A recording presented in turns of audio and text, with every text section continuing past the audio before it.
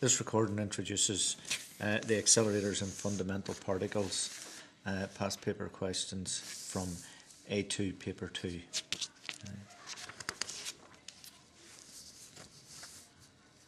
First question here focuses on the cyclotron and the operation of the cyclotron.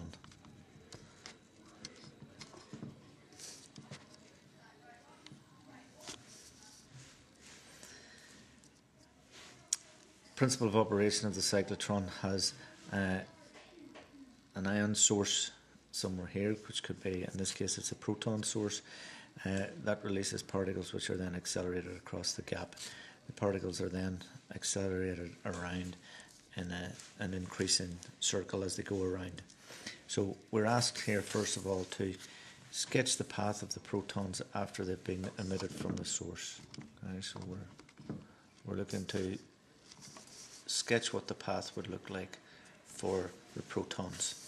So protons are being emitted and then they go around in a spiral path coming outwards as shown like so.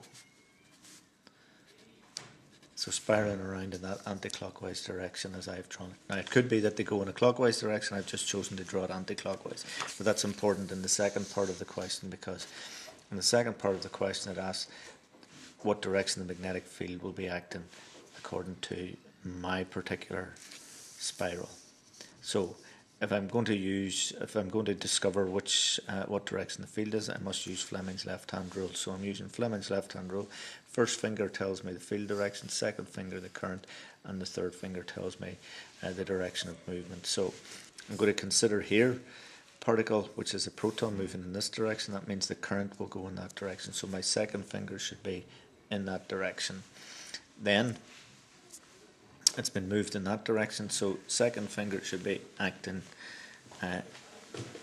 up and my thumb should be across in that direction, which means my finger is now pointing into the page, which means that the current direction will be into the plane of the page. So into the plane of the page would be the result there. Next part of the question then asks to explain how the alternating potential difference between the D's accelerates the protons during one revolution of their path. So we're talking about just one complete revolution from here back around, and what happens here is that the frequency of the alternating current is such that it takes 1/2 cycle of the frequency for 1/2 revolution. So the frequency of the AC, so our answer will be the frequency of the alternating currents is such that the proton makes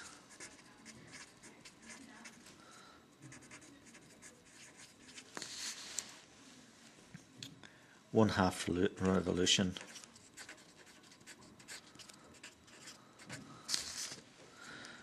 so 1/2 revolution in 1/2 cycle.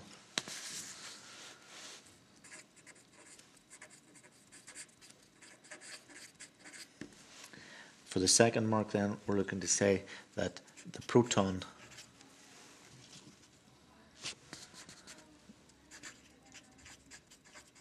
is always accelerated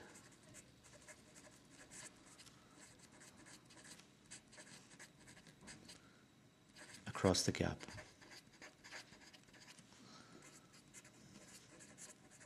Okay. So the 2 points here, the frequency is such that one proton makes 1/2 revolution in 1/2 cycle, and the proton is always accelerated across the gap. If we look back at the diagram, then here's the gap in between. It's always accelerated as it goes across here. So it's accelerated and then goes in a half turn. It's accelerated, completes a half turn.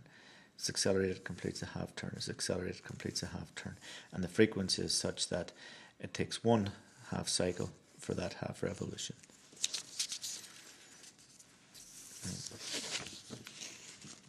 The next part of the question is quick calculation or proof to show that B is equal to 2 pi fm over E.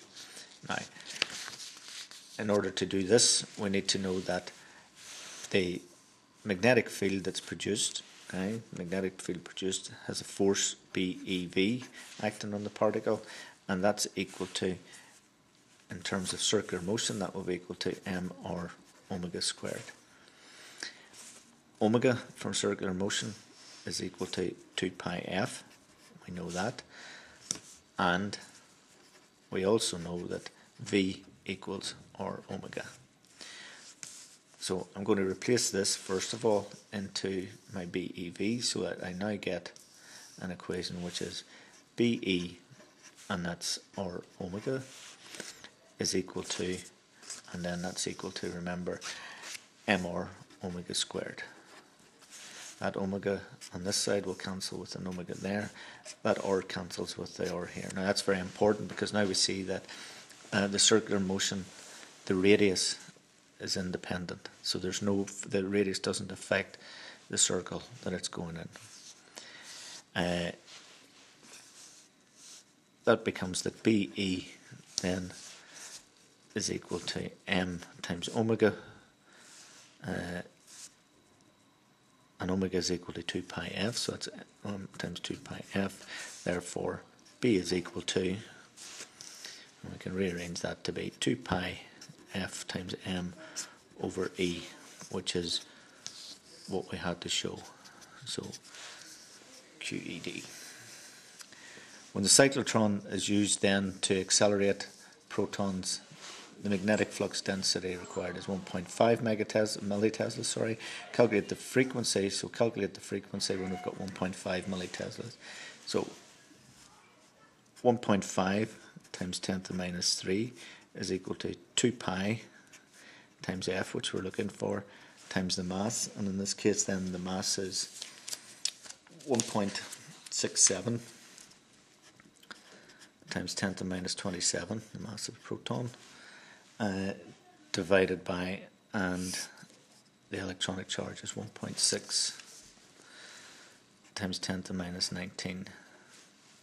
Therefore, if we rearrange that, that becomes F is equal to, and that's 1.5 times 10 to the minus 3 times 1.6 times 10 to the minus 19. And then that's all divided by, and that will be 2 pi times 1.67 times 10 to the minus 27. And when you do that calculation, that turns out to be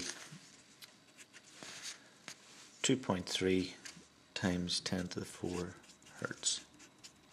So we get 2.3 times 10 to the 4 hertz.